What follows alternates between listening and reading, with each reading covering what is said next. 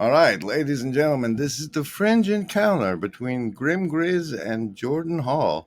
First time we've ever spoken, I think. I might have like that at you at the Symbolic World Conference once, but I did see you there. I did see you among the celebrities that I recognized from the internet. Hello.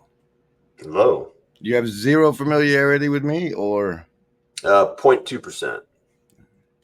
I consider myself the heart of this little corner.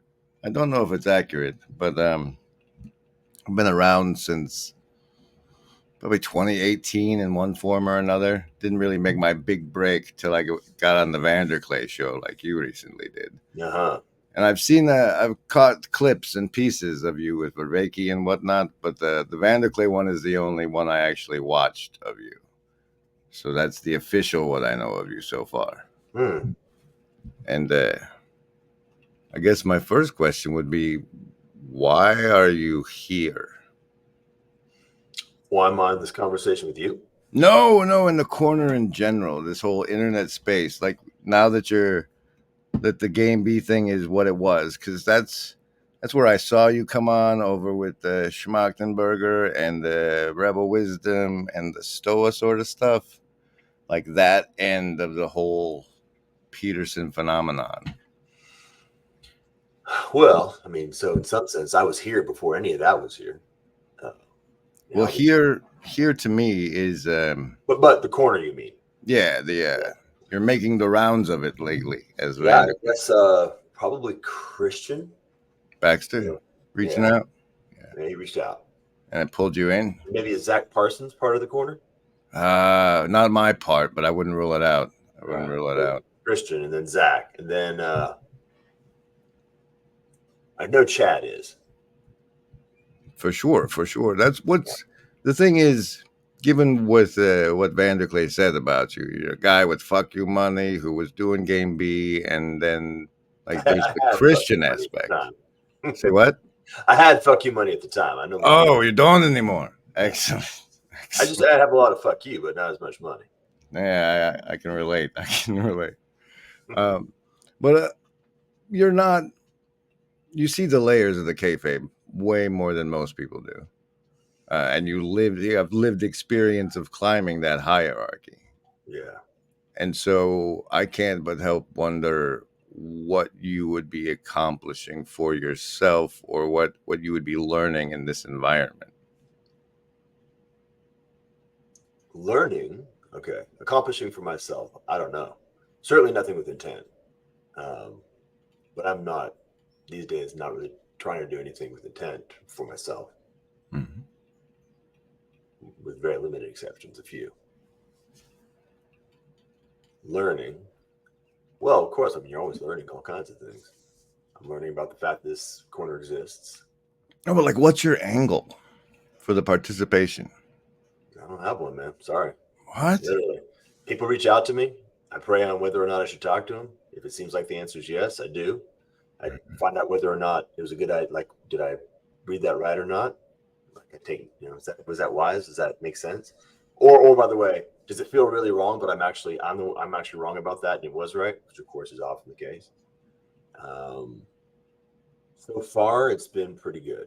I have to say that let's see, in 2014 or 15, my wife, Vanessa, told me I needed to start writing. She was not interested in me not writing anymore, or not communicating with other people. I think she just got tired of me talking to her, to be honest. And so I did. And that lasted for a while, for a few years. Did books come out? Books? No, just a medium. I don't have anywhere near the interest or talent to write a book. So like a blog, or yeah, blog. It was on something called Medium. Medium. Yeah, is that I don't know why. The pre-Substack.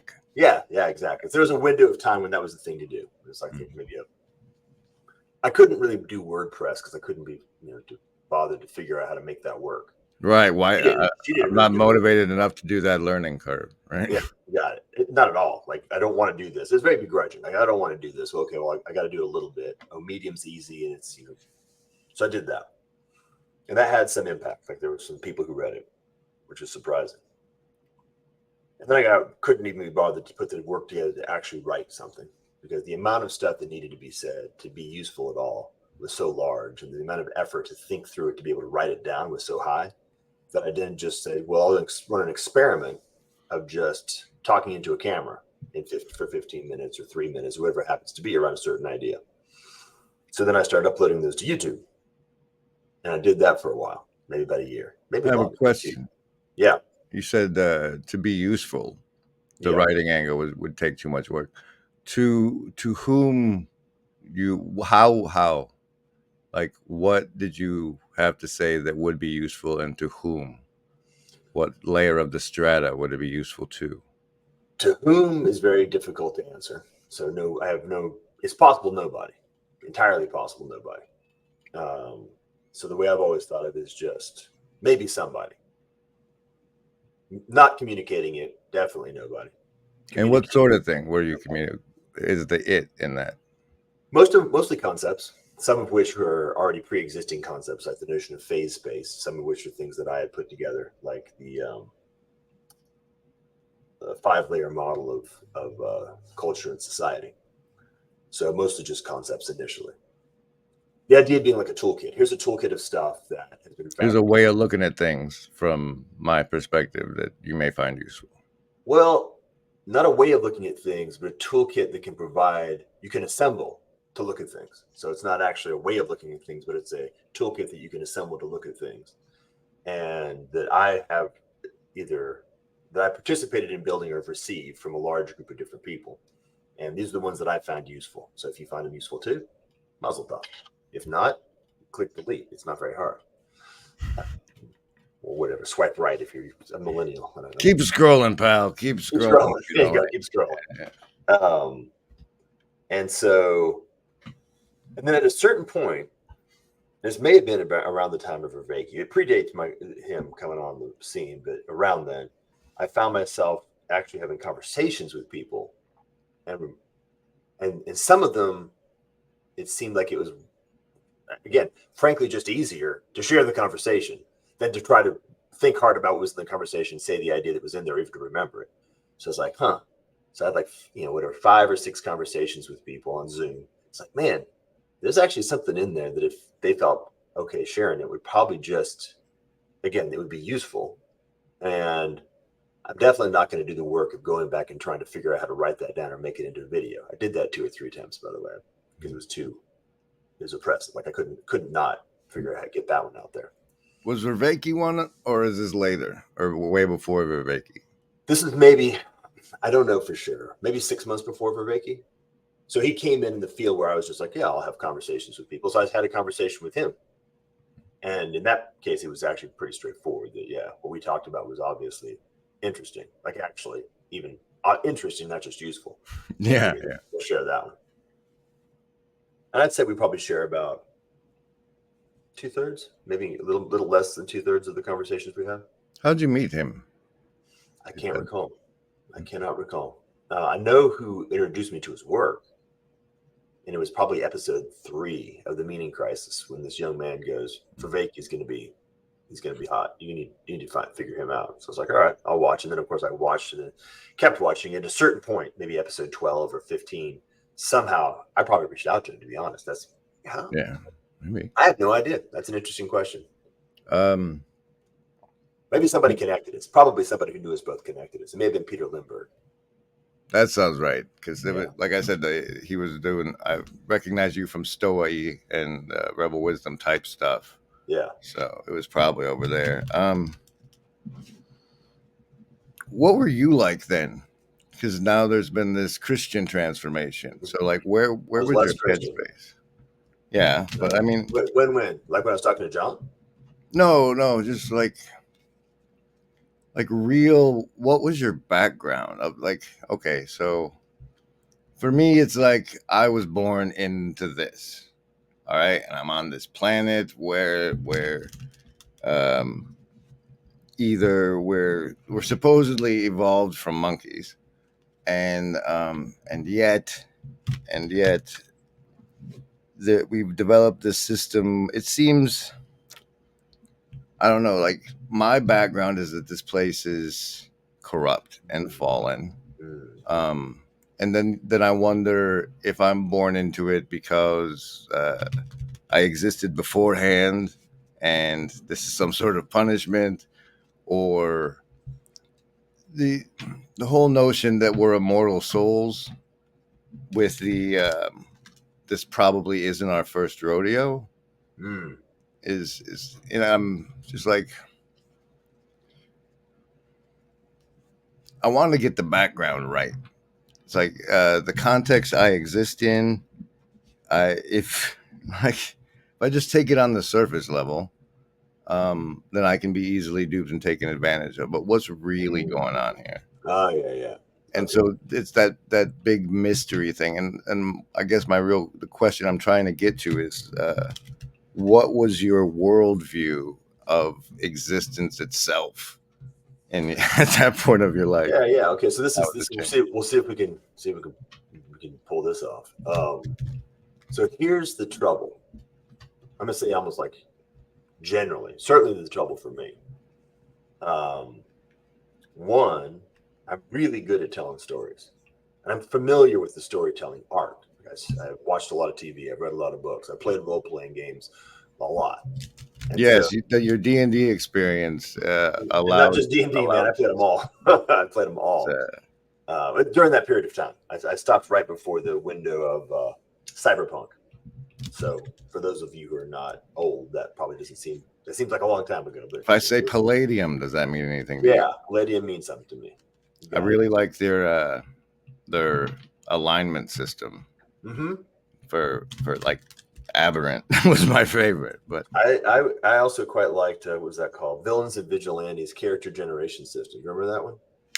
I remember the book title, but not what's inside. It was the only one that began with the premise of it's actually you and you're a superhero. And so you have to work backwards from yourself, which was nothing else works that way, right? Everything else works as you start as a random character and you begin to figure out how to identify with that character. They start out with, no, it's you, but you're a superhero. So anyway, too good at telling stories. Let's go. Let's stay here for a second. Okay. I recall from we can nerd out about role-playing games all day if you want. Well, it's like I was forming my first draft of what reality was when I was experimenting with those things, and I just recalled this one bit. Whenever you're doing character generation, you can do your education, and like you could take robotics, but it was going to be at -20. Like the percentages were terrible on it. Yeah. Like, if I'd have known then what I know now. All right. So you're a good storyteller, right? Let's go back to there. Particularly in the world building sensibility, not necessarily in the kind of the Homeric or the captivating. I'm not a Martin Shaw style storyteller. I'm more of a DM. Yeah, so world builders, maybe a better way of putting it. But the problem is, to the degree to which you want the world that you're building to be the world we live in, we don't have enough information to verify, and it's too easy to tell a story to kind of connect the dots between any piece of information that we have. True. All right, and so I found myself in a circumstance where I just could too easily debunk any particular worldview at the edge. Find the edge. Oh, there is an edge. At the edge, you realize that it's only a fabric pulled ever so loosely over the reality we live in. No particular story can therefore be confidently invested as being what is in fact reality, which I now increasingly find to be obvious. And yet we still have to make choices about what we're going to do. Right? So we have to figure out how to make choices on a basis different than some kind of worldview or narrative structure. And so that's where I was around 2015. It sounds very like the postmodern approach as applied to reality itself. Like, well, I mean, the postmodern approach is kind of a how would you say it right? A trauma response to communism and Nazism, combined with people who are a little bit too autistic and a little bit too lacking courage. So that's the kind of postmodern is produced by that sensibility. I just meant the technique of tearing everything down and looking at it from the same, like looking at all the different ones as equal because there's so many of them. No, exactly. So not at all that. Not at all that. More like finding the edge. So noticing that no particular narrative could be the narrative. That's the like not saying they're all equal by no means. In fact, some of them are terrible. Like they're all wrong and some are more wrong than others? Yeah, that's right. That's good. They're all wrong and some are very wrong. And some are absurdly wrong, like silly. Well, why would you adopt that? Just think like role-playing games. Some are good games. Some are really compelling. You want to keep playing them. And some are just like really poorly put together. Some even have just terrible rules, so you wouldn't even want to try to put the work. Right. The setting sounded great, but whoever designed the system was just incompetent at the end of the day, or whatever. Wait, that's a pretty good description of reality, depending on how you experience it. But an intuitive level, I could definitely have a sense of what was more beautiful, or more ugly, or more right, or more wrong. So I didn't find myself having to like have a very strong narrative to guide most choices. For the most part, orienting towards what was more beautiful or more right made it easy. And then on occasion, I found myself having to use or assemble some kind of narrative around this is why I use the word useful, around some particular relatively well-defined or sometimes loosely defined problem, so that I could then orient towards what would be an effective response in the context of maybe what would be the more good or the more beautiful. You got something more concrete that does that? Like I think the real concrete ones I was going to use were things like fashion. That feels a little bit too superficial. So for a long time, for example, I didn't even pay any real attention to what I was wearing to dress myself for a long time. Even to the point where, like, as an adults, my peers were telling me you need to maybe do a little bit more thought about what you're doing here. So then I had to put some thought into what I was doing there. So the original sort of thought I put was, how's this work? You ever been to Comic-Con? Not on purpose. No. I mean, you might have found yourself, if you had the appropriate dose of mushrooms accidentally in Comic-Con, I can understand, even if you've never physically moved. Well, I went to be with people but it's not, crowds are not my thing. That's part of why I didn't bother to say hi at the symbolic world. It was an awkward setting for me. I found the internet about 19 for me, and just never developed the social skills. It never left. It was cheaper and more entertaining. Building a helmet for you, so you can really get in. So imagine going to Comic-Con, and then imagine taking like 3 hits of LSD and walking around that floor. I'm not a crowd guy either, but I've developed like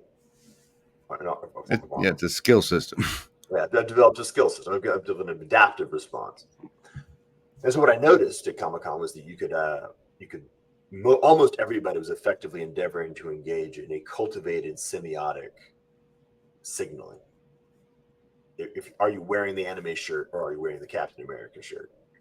Or are you wearing a very, very esoteric, like vintage Green Lantern shirt, which only those who know that kind of thing would know what you're doing, right? Sub-tribe signaling. Yeah, you got it. Sub-tribe signaling. So I was like, okay, I can do that. So I began sort of cultivating a sub-tribe signaling fashion, which I no longer have. Now my fashion is whatever my wife tells me where I wear, by the way. By far the best answer. For sure. So, getting hipster, very hipster, but I'm too old to be a hipster, but a very hipster sensibility. Cypherpunk meets hipster, maybe is the right way to put it. So there you go, right? A problem emerges.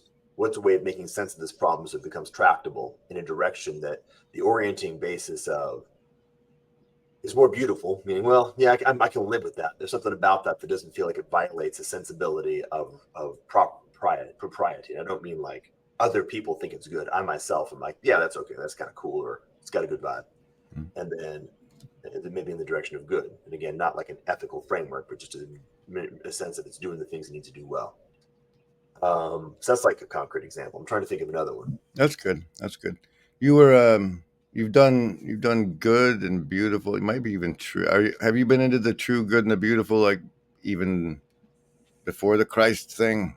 Was that I was familiar with the terminology. and I have some familiarity with sort of the notion of Socratic transcendence, but I wouldn't say deeply. The notion for me landed with the idea of beauty first, which is like, okay, that's where it hits for me, is much more useful. I played with 3, but I've never even been able to identify them as being a triad, to be honest. Like, okay, there's 3 of them, but is that it? Is that the whole story? The legend goes that beauty leads us to truth, and that results in the good. Is that how it works? That's the legend. I can't verify. I found that the beauty leads me to goodness, and then the truth is used to help maintain that. Interesting. Play with triangles lots of different ways. So tell me about Schmachtenberger. When did you guys meet? In 2013 or 14, I got divorced. My house, as usually is the case, ended up with my wife, so I was homeless. So I ended up moving, but I didn't want to be far from my kids, so I ended up moving to Encinitas, California, which is about a 15-minute drive from where my family lived. Schmachtenberger lived in that town. A gentleman who I knew named Misha, who had met me on Richard Branson's island on Necker Island, said, "You ought to meet Schmachtenberger. He's the only other person I've met who talks like you." I can see people lumping you two in the same category. Yeah. So I went and sat in his living room with his kind of the stripper pole that was mounted in the kitchen, and we chatted with him for a while. And we probably spent about 2 years in a how would you say it? From my point of view, I don't know about his point of view. From my point of view, an unsatisfying relationship where there was a lot of what seemed like potential and even things that were about to be interesting happening, and then it sort of faded into what's going on, and then a new one. Look, yeah, like it faded, then a new one, or it faded, and then some of the kind of then the conversation kind of picked back up, and he would kind of get more engaged, and it would fade, and then we came across the point where he was going to be starting this business, what became the Neurohacker Collective. I think at the time it was called Superhuman. With his brother, and I said, that's interesting. And actually what happened is I took the prototype product. I was like, wow, that's very effective. That's interesting. Maybe we should just do that. Like, let's do something that just forces us to actually go through reality, like an actual practical thing that's hard to do. Like the business? Yeah, like a business, like an actual business that has parameters. Like it can succeed or fail. It can produce a product. People can like it or not, like all that kind of stuff. Nice, solid reality stuff. To see, otherwise, we shouldn't keep this relationship should fade because it doesn't have any future. Because I saw him on. He spoke to me, but what he said spoke to me when he went on Chris Williamson, and he's got this one bit about how he went and talked to super elite, fancy, rich peoples. And they had this predator mind, or this what do they call it? The hunter of the peak predator thing. Peak predator, okay. Yeah, and that's how they were. They had the peak predator mindset, and that if you didn't play along, it didn't matter. And it felt to me almost as significant as what Jordan Peterson had come out saying. Like, there's somebody saying the quiet part out loud. And but then he didn't skyrocket like Peterson did. So last I heard was about like the Consilience Project, I think it was called. Yeah. I was wondering if you knew what happened with that, because that was the last thing I had heard. Well, I think that was sitting inside of a larger thing called the CRI, Center for Civilization Research Institute. That sounds like one of those think tanks I wonder how to get a job at. Yeah, I think it's intended to. So how do you reverse engineer? The word that I think Michael Vassar introduced me to is called legibility. Right, so how do you produce something which is legible to something, usually a thing, and to a person on occasion, but mostly it's an institution or structure, group of people. And so, as you may have noticed, the way Daniel talks, and the way I talk sometimes, it's not transparently easy to understand. And so how do you create something which is legible, people understand it. And ideally also true. Right? By the way, that's not the word legible does not necessarily imply true, but legible and ideally also true. So that you can begin the process of having an interface and relationship with the people or groups that maybe you need to be able to save the civilization or do something at the civilization level work. So CRI sounds like something you've heard of before on purpose. I imagine I wasn't present to that formulation, but that seems probably true. And my understanding, and I don't really know that well, but my understanding is that the first or second effort of the Consilience project really didn't work. Trying to think if I remember what was one of the things that was being talked about. Too far away from it, I can't remember. Let's just say it didn't work. Yeah. So they're now on a third iteration, it seems to be getting more traction. So it's the same underlying motivation, but like it just keeps morphing until it works. Well, at the most core, yeah. At the most core, the kind of other elements of motivation have evolved as the individuals involved have changed, and as the individuals involved, different individuals and the individuals involved themselves have grown in certain levels of wisdom and maturity. Mostly. Okay, and so how has that changed since this whole Christ thing, this worldview, this where you were and what you thought of things? What's different now? Well, there's a bunch of different things, obviously. One is it's now very easy. There's much less sense of the phrase. Are you a Christian? Or are you familiar with some of the Christian language? I'm a Jesus fan. We'll say that. Okay. Yeah, you are a follower of Jesus. I can't follow. I can't fast. So you fan? You sit in the stands and cheer? I see where he's coming from. I was thinking of this and how I think of myself as far as that whole situation goes. Is you've seen The Never-Ending Story? I have, yeah. You know the old guy who's studying the gate the whole time. That's sort of how I see myself. Is like there's going to be some kid that comes along and does the stuff, and I'm figuring it out as best I can and passing that on. Man, that's good. So, I get it. Yeah. So the idea of the easy yoke has definitely changed, which is that there was I used to have an experience of either having to step away from the fire hose and almost have a sense of resignation or retreat. Or by fire hose, you mean? The difficulty of doing anything actually useful in the world. Now, not something that is, say, lucrative or something that is superficially productive, but actually truly useful. That you can feel good about at the end of the day. Yeah, life worth living. And then so you can either step into it. This is my previous world. Either step into it, and therefore the intensity is quite high, which after a while I got tired of taking that intensity, or step away from it, in which case you're now stepping out of the stream that makes life worth living. In the context of the easy yoke, you get to have both. You can begin to move in a place which is substantially more restful, while being much closer to the central line of meaningfulness.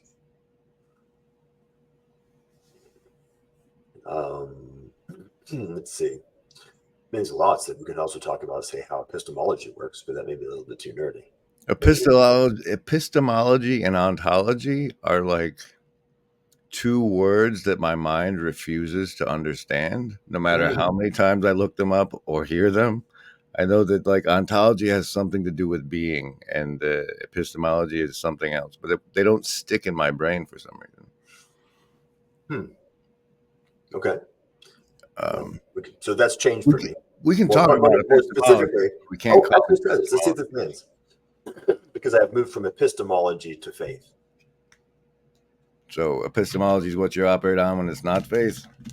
Epistemology is how you try to think properly about things. So what you think the right way of thinking is? Not in terms of your way of thinking, but rather what would be an effective or way of thinking that works. So like a toolkit. Like it's the tool you choose to use, but the tool is more worldview and. Yeah, a good metaphor is actually if you think about thinking as a form of a radio antenna, and What you're reality is tuning the to. radio station. Epistemology is the tuner. Okay. Or like the code book that lets you translate the Pig Latin. You don't know Pig Latin. Epistemology is Pig Latin. It decodes Pig Latin into something that you can understand. And operating on faith is like you just replace your epistemology with what it says in the Bible, or no, that's actually a result. That way of thinking about it is a result of, I think, a very long error in the nature of what faith is. Operating in faith is more like learning how to surf. You don't understand how to surf; you just surf.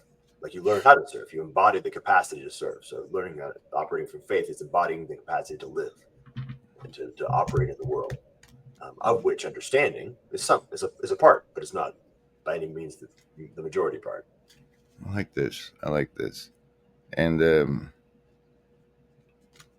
so I've caught pieces of your turning Christian story, but it seemed like conscious decision.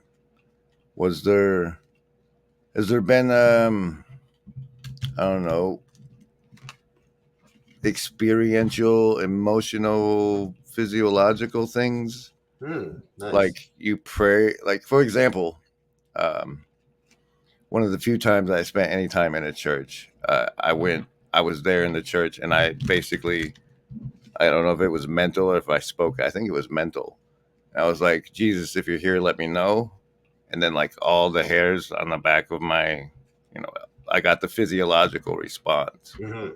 So how did you get any of that led you to your decision making as far as the Christianity thing goes, or? Yeah. Well, maybe even to back it up a little bit.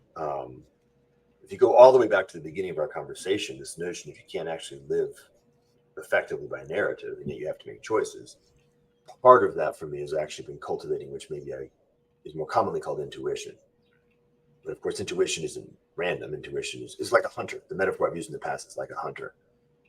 I'm sitting in the forest next to an expert hunter. The hunter goes, stop. I look, I still don't see anything. The hunter knows what's up. He has intuition, which is to say he has cultivated a sensitivity to the environment that he's in that is very sensitive. And so signals that I wouldn't even notice, he notices, and therefore can hunt, right? He can do something effective, can be agentic. And so for me, particularly the process of being in business as an entrepreneur required cultivating intuition, because the world that I was in was not a world where any kind of model or structure could be useful. Certainly I didn't have any anyways. even if they were useful, I didn't have them. So that notion of kind of embodied intuition, which then starting around 2012 or so, I began to endeavor to actually cultivate. I could learn how to use what you call a physiological response, for example, like literally beginning at the notion of physiological response and beginning to notice how to distinguish between them. What is this? What is that physiological response? Oh, that's hunger. That means I'm hungry. What's that? Oh, I got to pee. What's that? Oh, that means I'm curious. Interesting. That's a different kind of feeling, but it's still a physiological response that's telling me something. And an increasing level of trust in that. So more and more willingness on the basis of just experience that the things that were coming out of that process of awareness of physiological response and an awareness to qualities of feeling, which are like subtle, complex physiological responses, many of which can't be grounded in any particular physiological response. And this is what I spent time with somebody who's a certain kind of musician, not a person who plays music, but a person who's in a relationship with music, who brought me into that awareness of here's how music works. you have these qualities of feeling that you don't even name. You don't want to try to name them. You can become capable of beginning to discern what they are, and then learning how to express them in music so that other people have a similar quality of feeling. You can convey them in a certain way. So like as I showed harmonic resonance of music, but with emotional tuning forks, almost. Yeah, but even deeper than that, something like spiritual harmony, which I think is a perfectly reasonable set of words to use. And so then when I walk into the context of Black Mountain, one, I've already been, let's say, deeply humbled or deeply humiliated and deeply worked through So no notion, I didn't have any particular notion of agency, even like no particular notion of doing anything other than I was going to definitely be living. I would be eating and drinking and having a house and parenting to some degree. But now just listening and receiving. And so those things that had a strong intuitive feeling, let's say, or aesthetic feeling, if you'd like, of more right, I begin going in that direction with very little effort, meaning not that I noticed that, right? I begin going in that direction, but not forcefully. And then not too long later, literally 2 months later, I got invited to church for the first time. And so when I walked through the portal into church, the important part happened at the physiological level, or at this level of qualities of feeling. And even something like a confusion, curiosity, humility, like a bunch of different if you would call those emotional states, if that's what you describe those as, or states of consciousness, depending on how hidden were all happening simultaneously, and in a way that was how do I say? Well, like I was able to receive them, like not wanting or needing anything to push me out of just being where I happen to be brought. And then the problem is that after not too much time in that context, I had a what's that called? A kairos. I had a choice. I had a particular decision that I had to make, 2 different timelines. That I had a deep sense both of actual personal yearning to continue to participate in whatever that was clearly more beautiful and more good than what I had been doing thus far.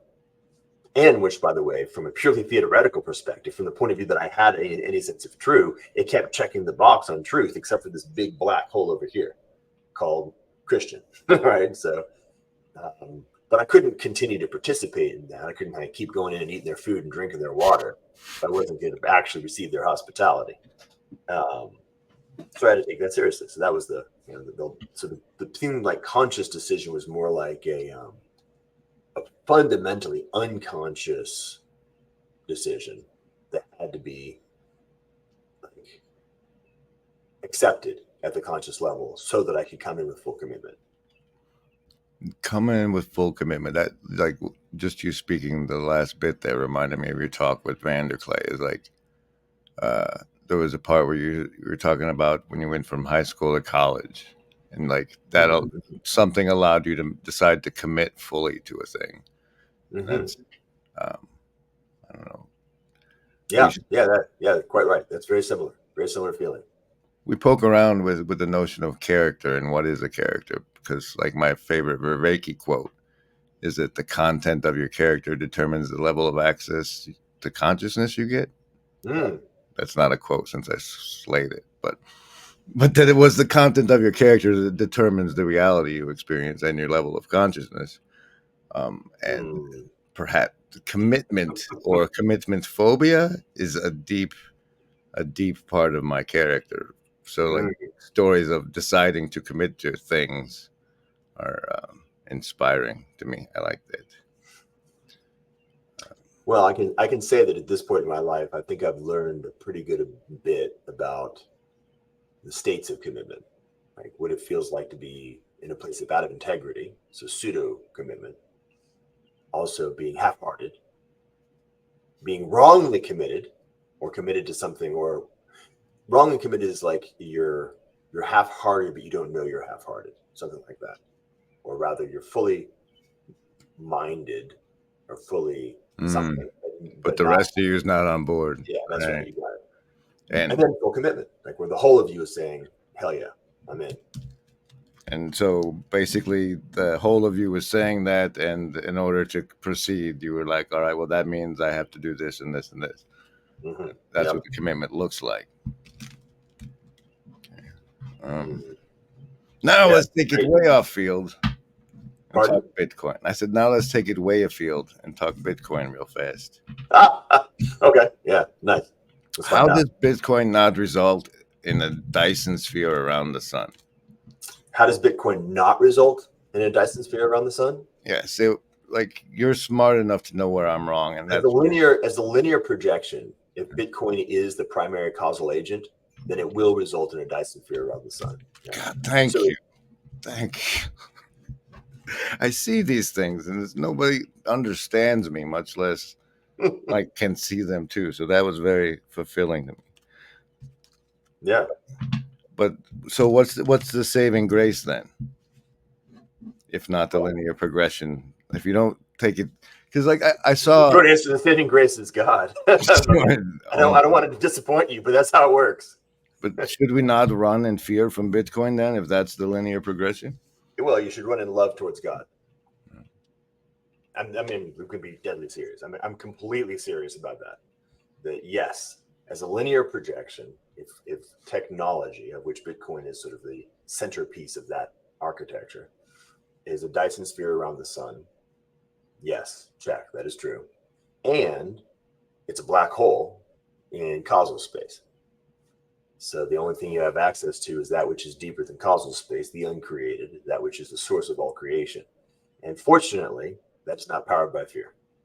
So I sometimes think that like the Higgs field is made of love, because it's got that romantic quality of being the thing that gives mass or matter mass. And mass is how you measure if something's matter or not. So it's the thing that makes things matter. And what could do that but love? Mass is what causes things to be attracted to each other. There's probably something there.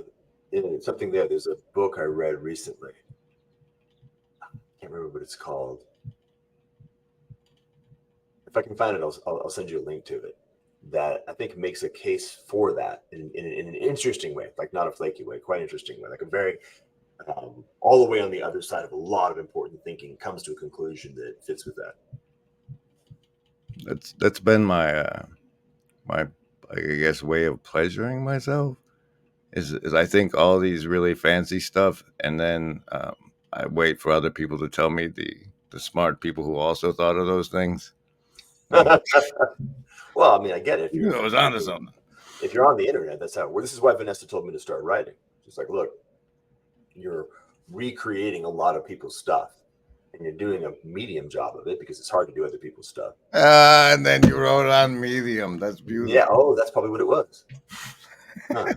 That happened again today. Like I talked to somebody about the guy was speaking with his pastor, and I mentioned that the phrase that some people used to use to refer to me when I entered a certain state was being over Jordaned, which I had no metaphorical connection with. But he's like, "Oh, that's funny." I'm like, why is that funny? He goes, crossing the Jordan, like going over the Jordan, as a mode of transition from the desert into the promised land. I'm like, wow, I never thought about that. Oh, that was the boundary, huh?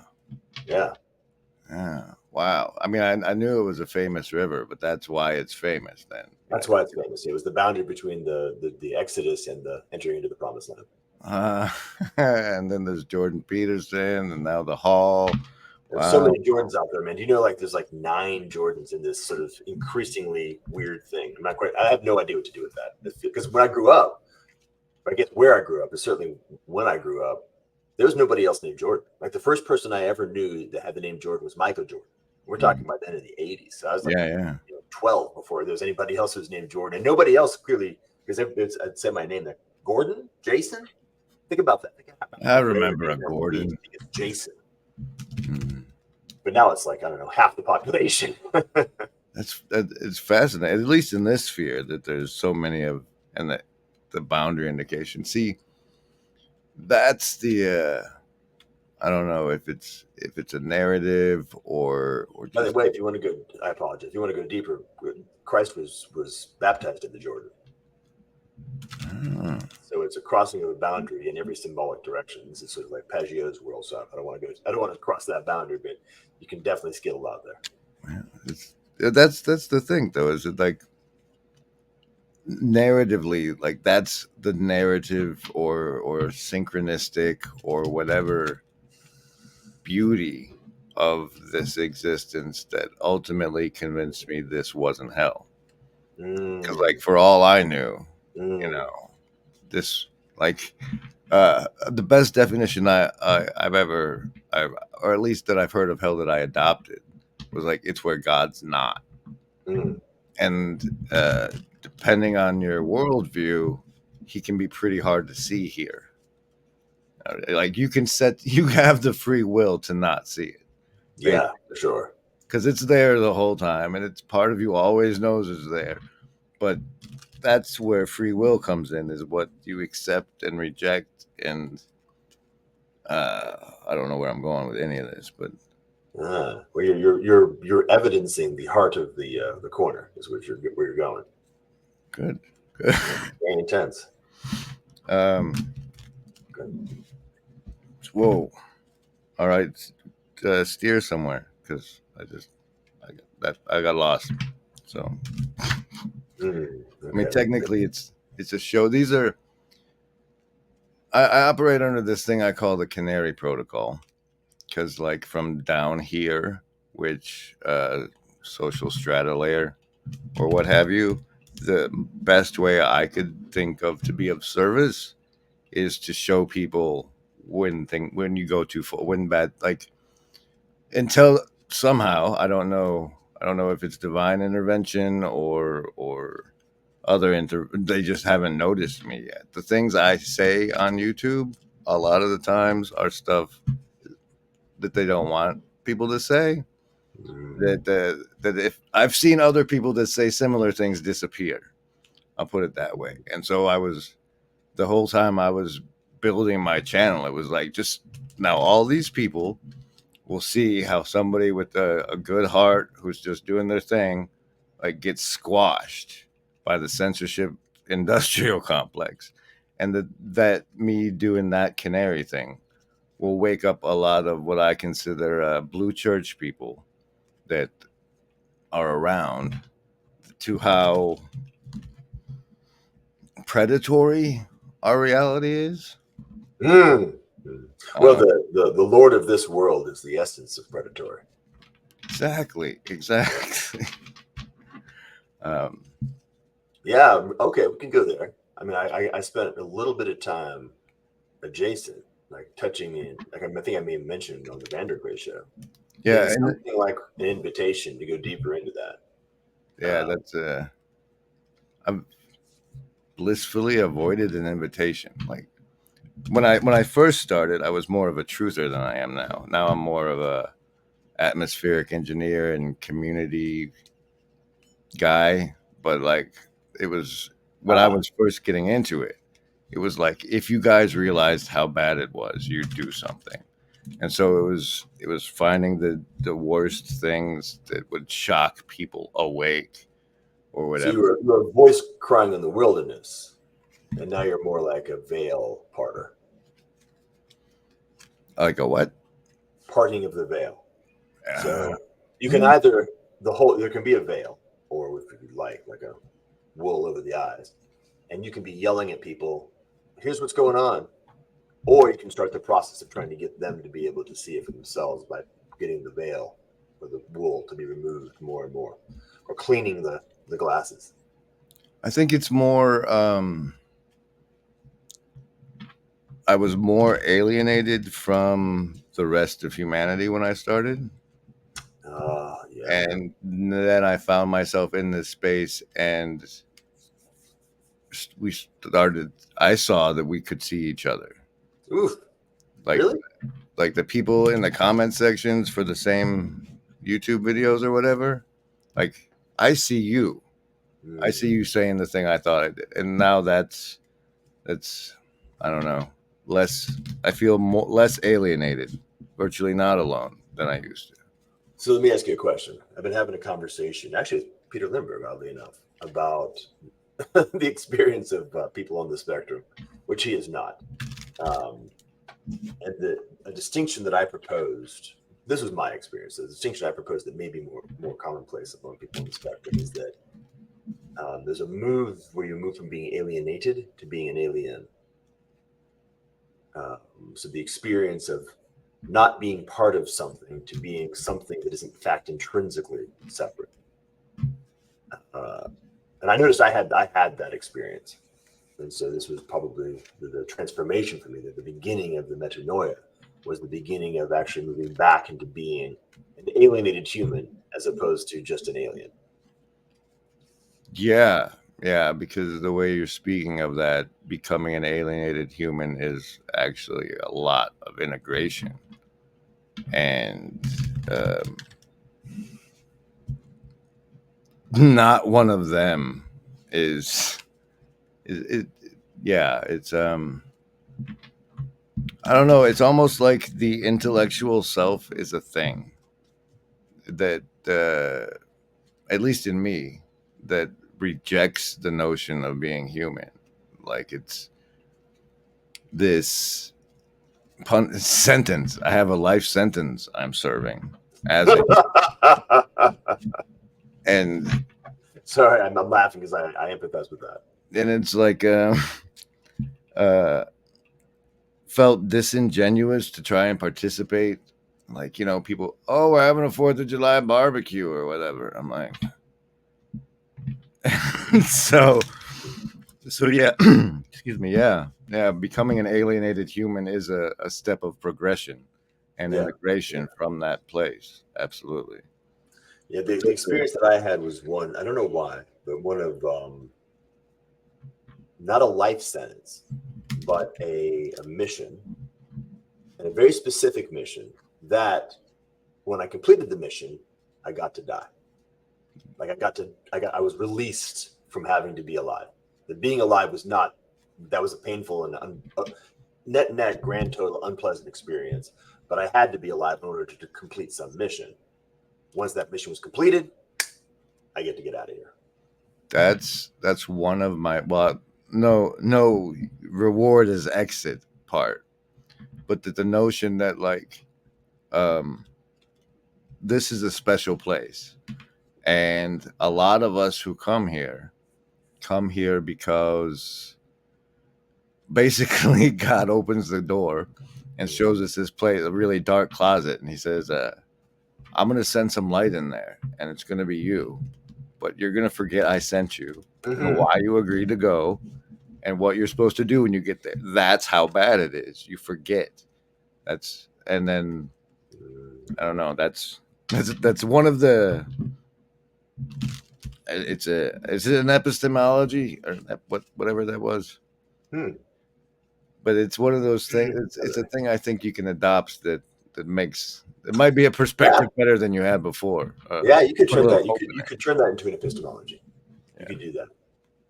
Yeah. So this, to go back to a previous question, this has definitely been a change for me since the stepping fully into being a disciple of Christ, which is a receiving the fact that there's a fundamental light that the darkness cannot comprehend, that you can get access to that directly, and therefore the thing that looks like darkness isn't actually the real thing. Fundamental light. I like this. And that's so, like, now instead of the mission and the release, what's it now if it was a mission and release? That's a good question. Let me see if I can find out.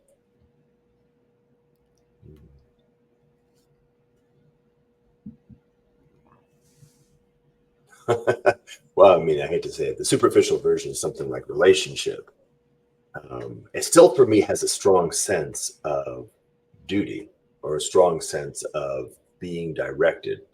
I mean, I literally still, not still, I have begun the process of saying, like, yes, sir, to my experience of what I think the Holy Spirit is commanding, telling me to do, which is maybe just an artifact of coming from a military family. But in any event, that sense of being put to good use, but now more like an instrument and less like an egg. Like an eggshell has that feeling of, which once it's hatched, it's done. The eggshell's job is over, and the eggshell's sort of gone ontologically. But more like an instrument, which not only can be played over and over again, but somehow the more it gets played, the more it's invited to even deeper playing. That kind of a feeling. So this intense purpose, like an intense sense of responsibility, an intense sense of being directed to do something, but no longer the doing is now the exit. There you go. There you go. Communion. Communion. What have you? What was the first one like? Was that a big thing for you?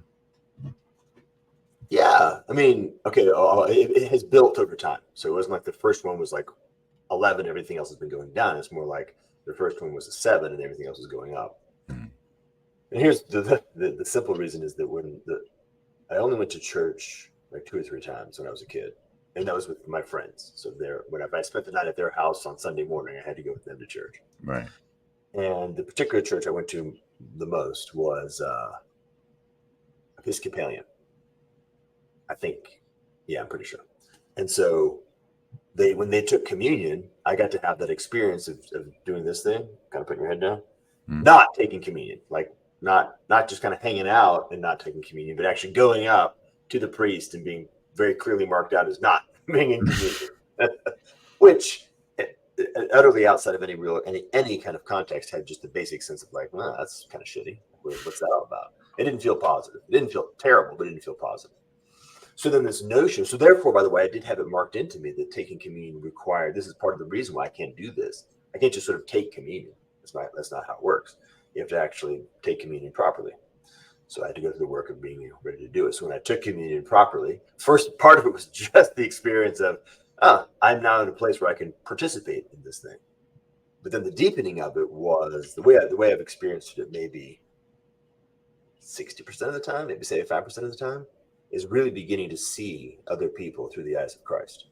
That's what it sort of feels like for me, like being actually looking around and seeing the beauty, the beauty of everybody. It's really quite overwhelming, and increasingly yearning to have more capacity to do that outside of the context of the moment of community. Say, okay, this is kind of a liturgy that brings this capacity, and it's anchored in a potency that allows it. But of course, the invitation is to say, okay, and bring this out more and more, see more and more people in this way with the eyes of Christ. So that's what it's been for me. And it does go up, whatever, in ordinary life. When I'm in my town, maybe a 4 or 5 out of 10. In the church, in communion, it maybe pops up to like a 7. Okay. See, that's like commitment phobe part. Like that feels like a line. Like I found out the hard way that the only unforgivable sin is blasphemy against the Holy Ghost. After I had been referring to it as the juice for months, because the Pentecostal thing, it's like when I get the juice, it feels like taking communion with the wrong heart is up there pretty high. Yeah, pretty high. It's like almost, I don't know. It becomes a thing you did, like the same way of like if almost as much as sleeping with somebody. Yeah. But nice. so I haven't yet. At least not this me. Not this me. I may have similarly when I went to friends' churches. I don't remember. I guess some people do it every Sunday, but where do you live? I'm in Oklahoma. Oklahoma? You don't sound like you're from Oklahoma. I'm not from Oklahoma. I got here when I was in the 8th grade. I'm pretty sure nobody ends up in Oklahoma. You either started there or you left there. No, you came there? No, it's a Air Force town, and my mom was. Gotcha.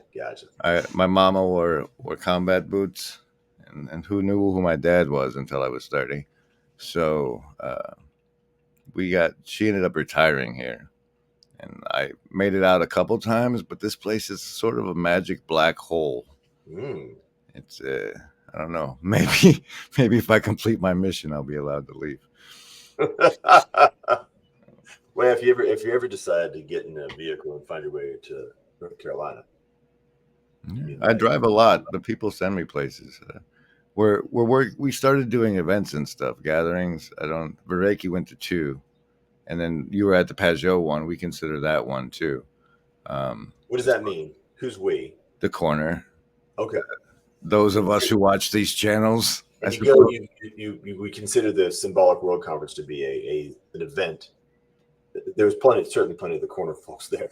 Yeah, it's like it was the Thunder Bay and Chino, because it was like our big three. Our big three are. How big is this corner? Like, how many people are there? Like, actually, yeah.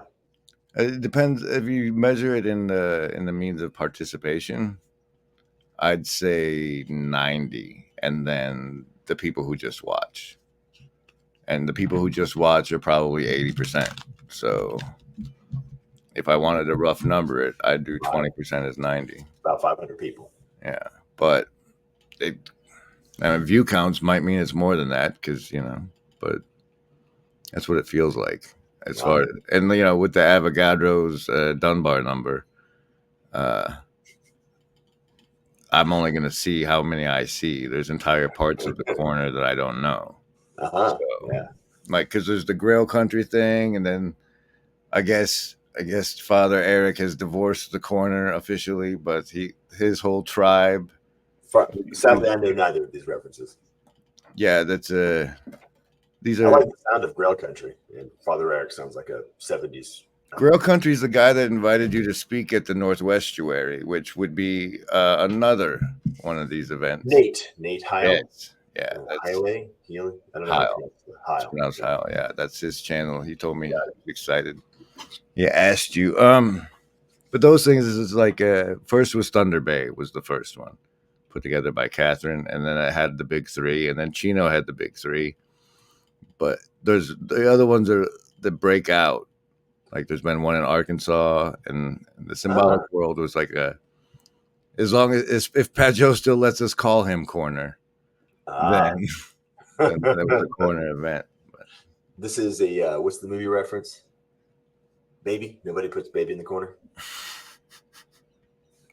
The abortion normalization film, Dirty Dancing. Yeah. If he takes you out of the corner, that means you have to start calling him baby. But yeah, we're like I said, and my people, I guess I don't know what they think of me, but I call them the Shadow Cabal of production executives, and they've sent me to I didn't make Thunder Bay because there was a border and injection issue, but they've sent me to Thunder Bay in Canada. Yeah. Okay. And they've sent me to Chino and to Florida as well as to Chad's for the Wisconsin Death Strip estuary. Wow. That was fun. So the Shadow Cabal of production executives sent you as they paid for it. An intelligence agent to these events. Well, I let them down. They probably won't because I was supposed to gaffle Papa Peterson about the Keck hat. I don't know if you're familiar, but once upon a time, Jonathan Pajot explained the symbolism of a frog hat that Peterson put on his head. Yeah, totally. When he helped de-radicalize a bunch of right-wing youths. Yeah. Oh, yeah, that's right. I remember that. And I'm obsessed with it because, like, that just the synchronistic language, the way the Keck was what Korean gamers used to laugh, and then it turns out to be an Egyptian god of chaos. Also, how many numbers was it when they did the Trump what the heck's the frog's name? Pepe. They did the Trump Pepe hybrid, and then they did it was on 4chan, and the number it wasn't trips, wasn't dubs, it wasn't trips, it was like all sevens or something like that, like something crazy. Whoa, really? Yeah, you should check that out. It was definitely an impressively, weirdly synchronistic number in a culture that was trained to be looking for synchronistic numbers as a signifier of what was actually happening in an otherwise pseudo-random flow. I've never really looked at that. I'm not a 4chan person, but I had heard the legend of the numeric significance with Taylor Swift and naming her cat and stuff. Yeah, the Trip Sixes. So my favorite one about her is she's probably LaVey's daughter's clone. Wow, Anton LaVey's daughter's clone. So let's see. That would then. Oh no, that's not LaVey. Who's what's the British guy who has the bug-out eyes? Previous generation. Robert Anton Wilson? No, like World War II era. Oh. Very, very famous, like creator of the Order Trimortis or whatever it is. I've lost all that stuff. That stuff is all like in the dust heap now. That's good. How to get there? There's probably enough I have that needs to go there. Well, I mean, part of it is just kind of like the adolescent, kind of the thrill of novel, dangerous possibility. Like these are things that are true, but also point towards a deeper truth that has a salaciousness in the sense of propriety, a little bit of a David Lynch film sensibility. And then, I mean, I guess an increasingly deep experience of reality and an increasingly deep experience of the fact that reality has all the darkness it needs. You don't need to make up stories about it. And also that it's not all darkness. So, for example, as we all know, a lot of the conspiracy theories are in fact just true. And so it doesn't have like a sense of like secret knowledge, more of a sense of like almost resigned, pre-revelatory, yeah. But there's nothing about it that's going to unlock anything. It doesn't really help you to know. It's like I got to the point where I understand whatever. It's run by Illuminati families. Just point me to the one that doesn't eat babies, and I'm good. Yeah. I don't think many people understood the degree to which like this is what Eric Weinstein was like confused about. It's like, look, I'm literally standing out here with a giant flashlight saying, Illuminati family that doesn't eat babies, come talk to me. And nobody's talking to me. I don't understand what's happening. Does that mean they all eat babies, or is this whole thing like a mess? I assume it means they all eat babies, but wow, because it's certainly true. Yeah, it's like what is it? Is that if you participate in something we can blackmail you with, then you get access to not ever having to worry about being blackmailed.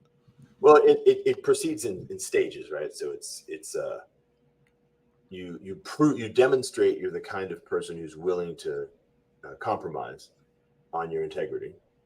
So you're willing to do things that are half-hearted, and then we'll just see how much further you're willing to go, and what kinds of things might help you move into being able to go further. And then, of course, what happens is we'll start to ratchet things in where your ability to go back gets harder. Mm-hmm. So we're make this direction easier spiritually, let's say, because you become more and more separated from your wholeness of self. And to the degree to which your heart wants to pull you back, we've put things in place where what you'd have to like go through.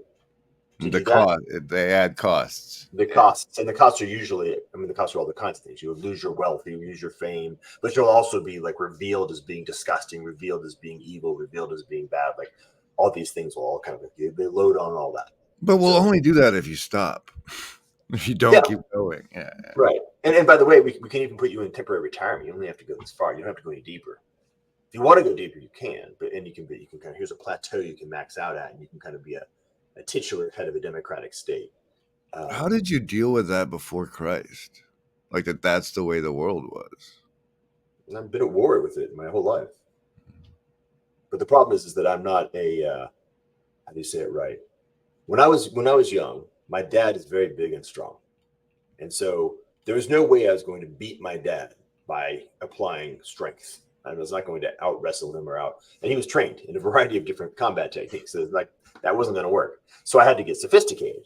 And so what I learned is that if you want to win, you have to be able to actually understand that playing to win may require more Odysseus and less Achilles. And so I've been at war with that my whole life. And I have always endeavored to figure out how to make a move that can enable that war to be victorious. Then I found out that the only way to get there, once again, is to be in service to the King of Kings, who has already, the work against the Lord of this world has already been won.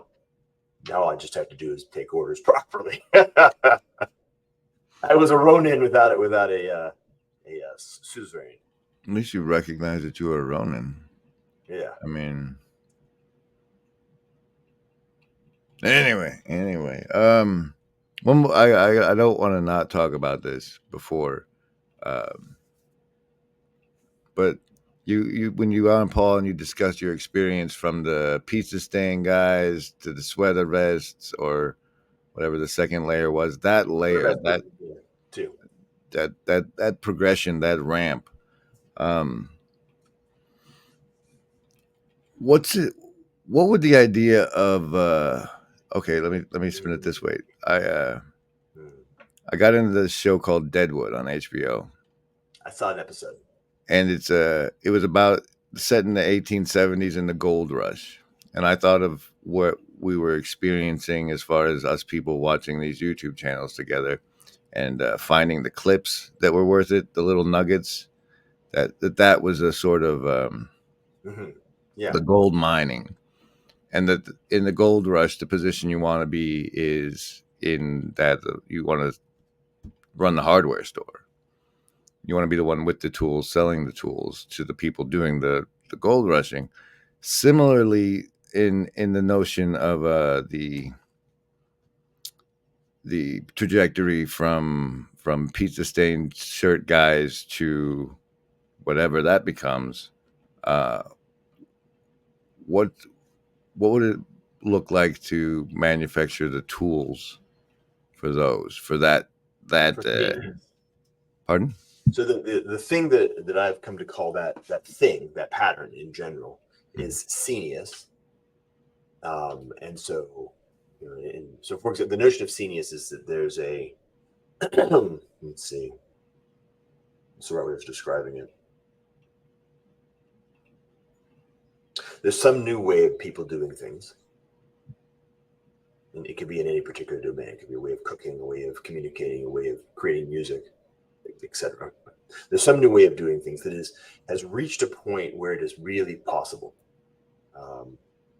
but it has not yet been done, and it's not at all understood. In fact, it's not even identifiable as such just yet.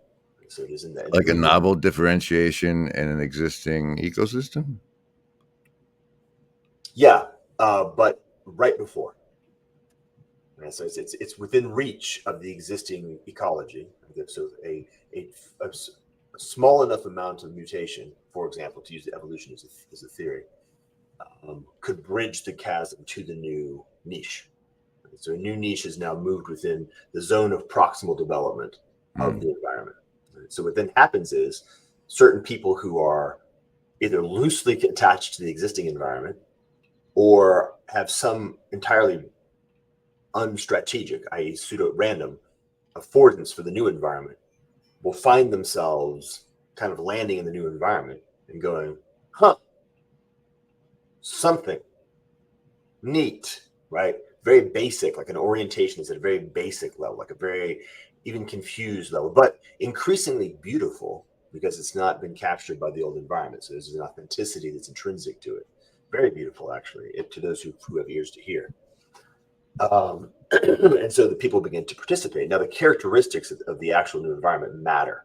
Bitcoin, because it was money very early, began to attract people who gold rushes are gold rushes, whereas a musical genre is not intrinsically a gold rush. Bitcoin was between the two. And so unfortunately it's very much caught between the two. That's like kind of the key essence of it is it a gold rush or is it a new awakening, something like that. And so the process of Senius would be something like, and I actually did endeavor to figure out a way of how could we go about enabling Senius to be more, what's the right way of putting it?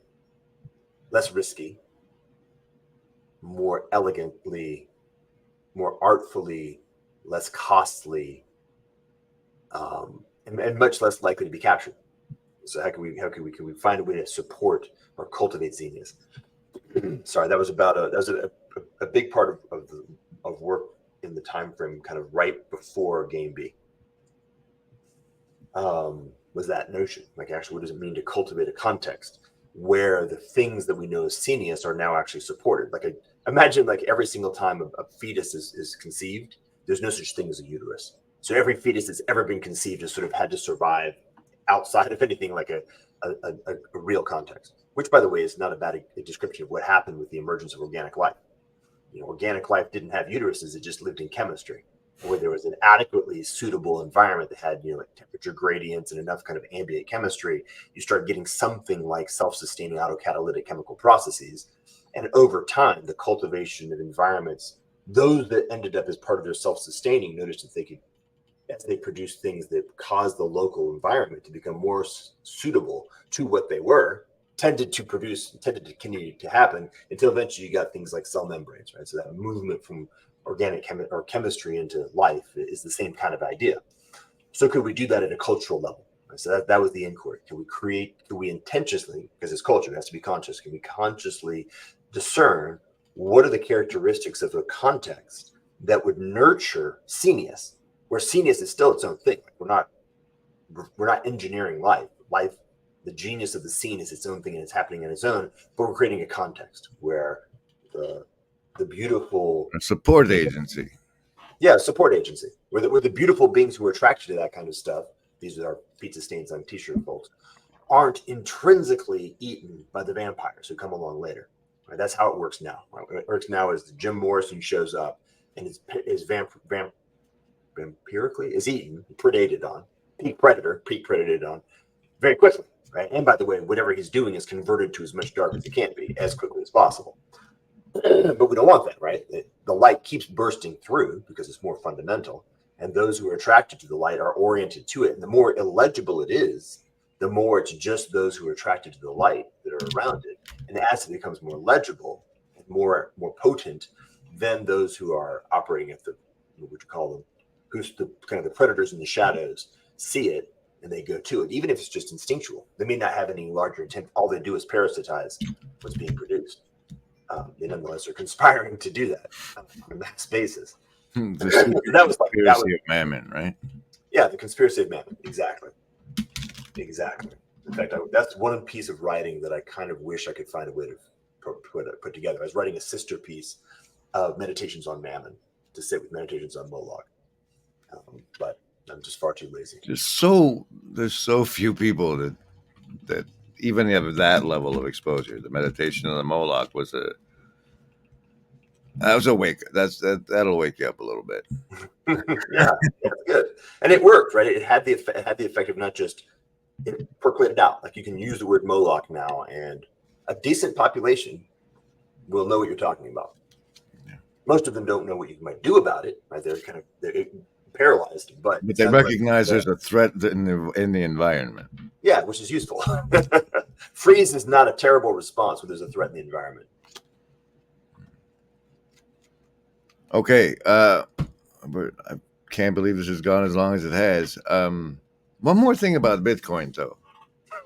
So, no, I got the other one. So this one,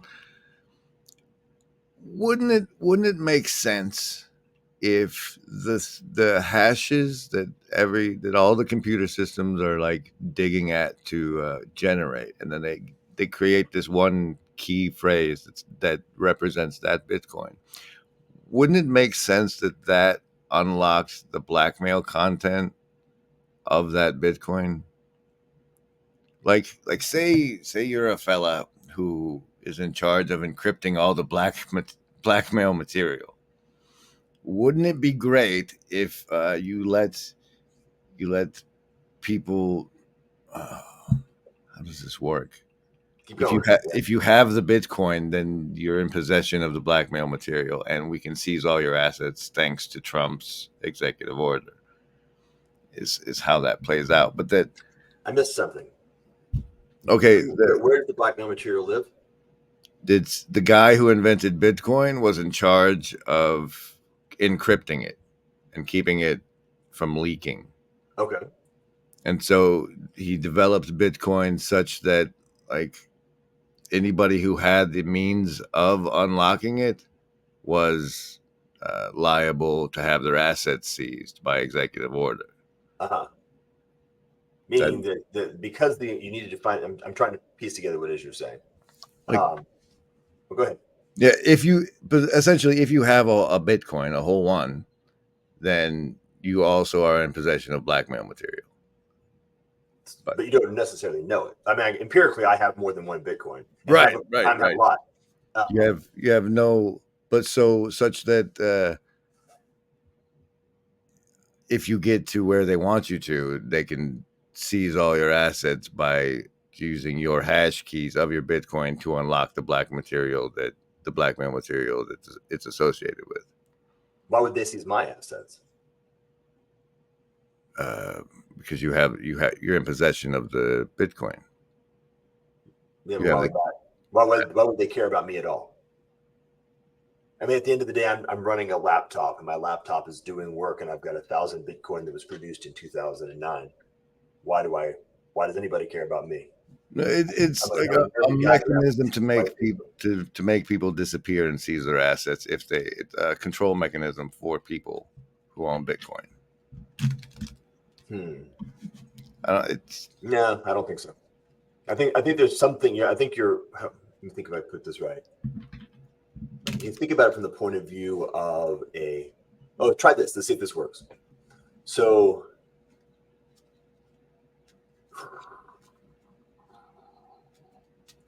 you're peering through a glass darkly. There's something that you are seeing. You're endeavoring to discern what it is that you're seeing, and then also to articulate it. My sense is that you are seeing something, but the way that you're making sense of it right now is not right. Yeah, I don't know. There's a darkness there. You know about the blackmail. So the thing that you've heard about blackmail inflation. Mm-mm. So this is really, I think, a very important insight. It's not that thing that once you start getting blackmailed, they keep asking for more thing. No. The idea is that we've reached a point now with things like deep fakes, as AI is starting to come out, the ability to simulate blackmail material that cannot be distinguished from actual blackmail material makes actual blackmail material no longer valuable. And so what happens is blackmail is actually, the hypothesis that blackmail is structural, that it's what do you call it? It's load supporting in the architecture of the world we live in. And as we're getting very close to crossing a threshold of being able to debase the value of blackmail simply by flooding the market with pseudo blackmail that is indistinguishable. Or anybody could just, like, as soon as they release the blackmail, they could say, "It wasn't me, it was AI, deepfake." That load-bearing element suddenly falls apart. And so as that, of course, now you get the what's that called?